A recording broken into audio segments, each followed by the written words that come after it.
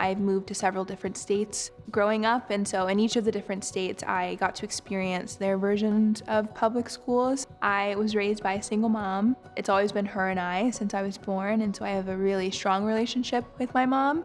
And while I was always really lucky to have teachers who were passionate and determined and were teaching me what it means to be a strong woman in all of my classrooms, they were all in under-resourced public schools, which has kind of ignited my passion and why I want to teach in a public school district.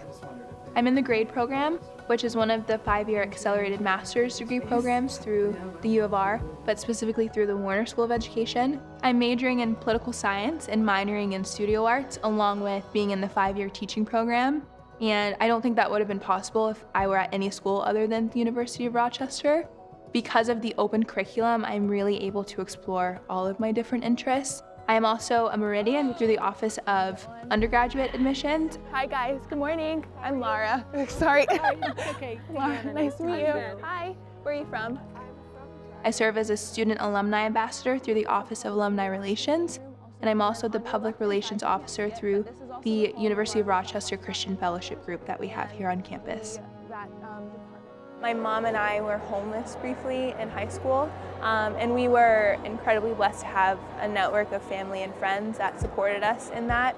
And so we ended up moving in with one of my mom's lifelong friends, but lost my home at one point.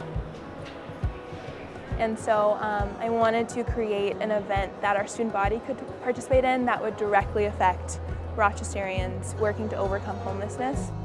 I've been working to plan the community engagement fair since this past September, and so the entire intent behind our community engagement fair was a hygiene pack factory that we have.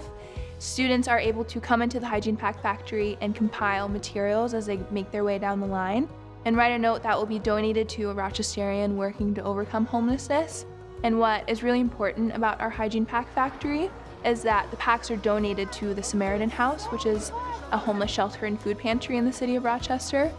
I also wanted to choose a school that advocated for its students, students who come from a low-income background or a minority status or are first generation, and I'm all three. And it's so clear that the staff members are so passionate about the students that they're serving and are helping to advocate for us in those spaces, but also teaching us the skills so that we can do it ourselves when we graduate. I plan to take the lessons of self-advocacy and compassion that I've learned from different University of Rochester staff members and faculty with me as I work to reform the public education system of the United States.